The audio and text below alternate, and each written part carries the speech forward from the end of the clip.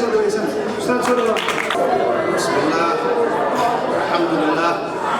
والصلاة والسلام على رسول الله. guddiga waalidiinta dugsiga sida loo yaqaan xubnaha golaha fulinta maamulka dugsiga Salaam, macallimiinta sharafta leh, ardayda, odayaasha dhaqanka, waalidiinta, waxgaradka, haweenka, culmo-diinka, kaamiramanada, xiriiryaha barnaamijka, nabaddoonnada iyo mas'uuliyiinta jaamacadaha, مسؤولية قيادة ماركتينج هرمود، شركة إسقارسيتا هرمود، أرضية فصل كفومتو، كسوق الكلياش شرفت الله، مدن يعني مروي، مركو أقول رسول الله عليه السلام يا صلاة الإسلام السلام عليكم ورحمة الله وبركاته. سلام شرفات كذب، إنتان الوجود كلن، خطبتي إذا وقاون، وحرر إيران. حنبليو يبوغاد وسوجيليو صاحب كيجي قالقاها أستاذ شافعي محمد عبد الله أو دفاع ذي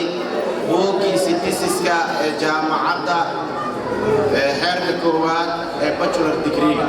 وحنلاقي هاي أستاذ شافعي حنبليو وحنمر جيني نايلة جدون تو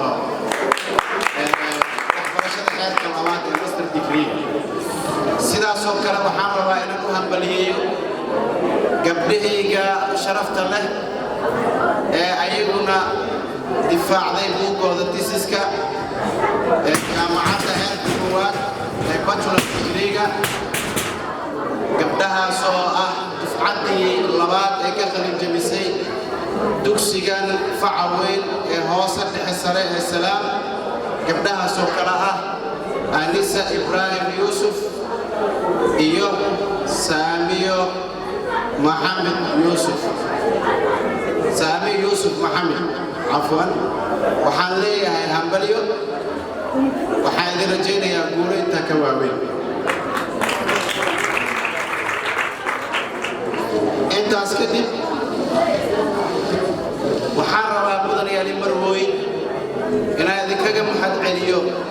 كسوق كلتانكينا شرفت له كدب مركان إذن يرني يعني إذن عزوني وإذا كجا محد علينا يا سيدو كل واحد إذا كجا محد علينا هنا إن نردم قاعدتين إياه قال هذا إن الوحير activities كأمه هولا سكول كان حاصل لحسراء السلام وقبته إن الوحير إذا كشيء دكسيجن فعوين حاصل لحسراء السلام وحالا أساسي بشي أغسطس سنة لودي كون يطوانك كدب مركيان أي نسو قارين عدسيو برشو وديغان كإدادك دكبدا أفقوي لوغيمي كسابسان إنان بسكول أفرنو اسكولا دينو إنان حقاب ترنو باهدا ودي وحبرشو إديان كجرتين إنه تاسك دولينو أيا بشي أغسطس سنة 2010 إلهي نو suurtageliyay inaan aasaasno iskuulkan caalamiga ah waxaan aad u salaamayaa saaxiibkayga Sacad Talib Abu oo samigeygana ah ee ku nool wadanka Belgiumka magaalada Brussels ee wadanka Belgium oo ah fikradii iyo aasaasiyaashii ee ka dambeeyay in iskuulkan maanta uu idintada loo taago waxana qaado بروفيسور عبد القادر محمد ميو لو يقال بروفيسور كاش وأهضياشي هوري فكرة إرجلت اسمك السلام دور في فرعون كلهنا وما أنتنا نلجو عليه هاي عمري قاعد هران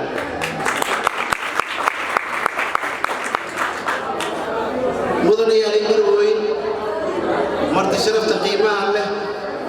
أنا جو قاعد وسوق كوفيد دون خطبة ديدا اسكول كان حتى عن ذكرها الله مجيء سوى السلام برشة ونكسر مجيء سوى السلام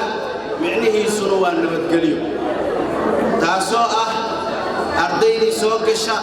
إن السن نبتقلياه كنا من دون تديل هاينا وحاكا قلن جميعي ilaa 5 dufcadood oo hadda jaamacadaha kala duwan ee dalka wax ka baranaya waxaana soo wadnaa goordhow oo idinkugu yeeri doonaa oo aad nagala soo qayb gali doontaan xalfadda dufcadda lixaad oo sanad dugsiyeedkan qalin jabin doonto insha Allah sidaan oo kale xalfadaasna way isugu imaan doonaa hadduu Ilaahay yiraahdo dugsigan wuxuu hoos tagayaa mu'assasada horumarinta Soomaaliya ee Shabeelle oo isla anigaan gudoomiye ka ahay dugsigan sidoo kale salaam la yiraahdo waxa uu hoos tagayaa walada waxbarashada ahliga ah ee FBS wuxuu sidoo kale hoos tagayaa wasaaradda waxbarashada hidaha iyo tacliinta sare ee dawladda federaalka Soomaaliya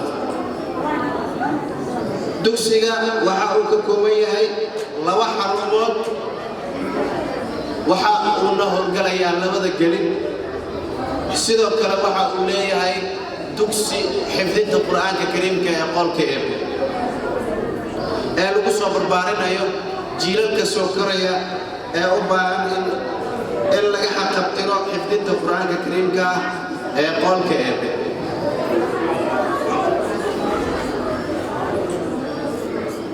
dugsigan gelinkiisa dambe ama xilliga galabkii waxaa wax ku barta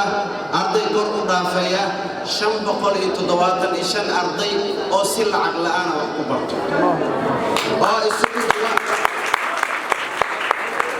oo isugu jiro wiilal iyo gabdho waxaana ka shaqeeya macallimiin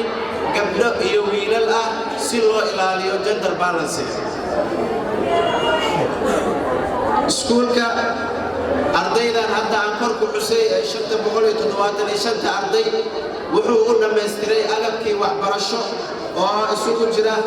buugaagta wax lagu qoro ee wax lagu barto text bookska loo yaqaan kalimaanta maastaradda iyo wixii la mid ah oo agabkii waxbarashada ahaa sanad dugsiyeedka soo socda ee 2023-2024 waxa uu qorsheynayaa dugsigu inuu qori doono 457 arday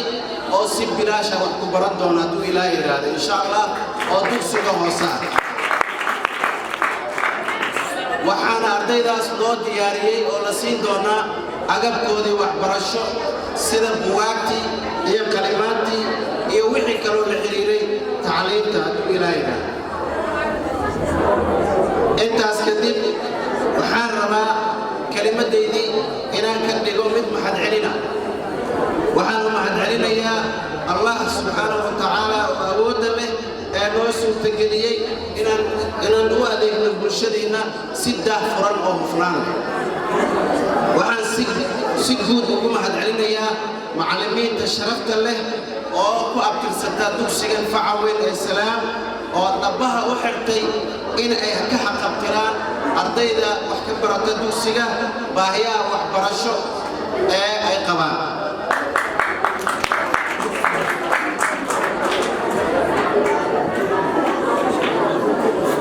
waxa uu isku dayi doonaa inuu soo saaro sanad dugsiyeed kasta arday aqoon leh oo ku labisan ama huwan aqoon iyo akhlaaq waxaan sidoo kale u mahad celinayaa foomastarka fasalka labaad ee ustaad diiwaan maxamed axmed ee hirgeliyey qabsoomidda barnaamijka xalfadan quruxda badan waxaan sidoo kale u mahadnaqayaa ardayda fasalka form 2 wiilal iyo gabdhaba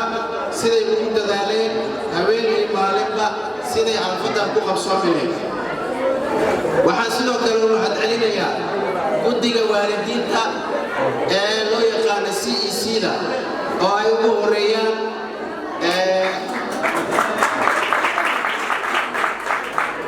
guddiga waalidiinta oo ugu horeeyo macalinka weyn Awees Kusow Awees Amba waxaan kale u mahad celinayaa abtigay Axmed Sheekh Ali Sheybaan oo daruufo hadda u baxay iyo guddaanta waxaan u mahad celinayaa Sheekh Axmed Ibrahim Abshir oo loo yaqaan Sheekh Axmed Noowe oo runtii dadaalo firfircoon geliyey si dhowna nagula shaqeeyey sida ay ku suurtageli lahayd geedi socodka horumarinta waxbarashada ardayda. waxaan sidoo kale ra'aantii u mahadcelinayaa doorkoodii ku aadan xalinta xaaladaha qaar ee culus ee iskuulka soo wajahay. waxaan u mahadnaqayaa waalidiinta sharafta leh ee nagu aaminay quwadkoodii inaan wax barno. waxaan ugu dambeyntii u mahadnaqayaa walaalkayga jooga waddanka Maraykanka oo Nuuraani la yiraahdo oo maanta noo fududeeyay inaan hoolkan quruxda badan ku qabsano xalfadan heerka sare. ugu dambeyntii waxaan u mahadnaqayaa ka soo qaybgalayaasha xeerarkeeda kala duwan ee bulshada noocyada kala duwan oo isugu jira culamaa u diin, waalidiin, marti sharaf kale, ardaydii hore iskuulka ugu qalin jabisay dhammaantood waxaan leeyahay waa mahadsantihiin. iskuulka Salaam wuxuu idinku soo dhawaynayaa gacmo furan, si daafuran ayuu idinkala shaqaynayaa, wuxuuna ku dadaalayaa in intikiraankiisa uu xaqabtiro baahiyaha waxbarasho ee deegaanka ka jiro. maadaama xilli kulul iyo waqti kulul aan ku jirno,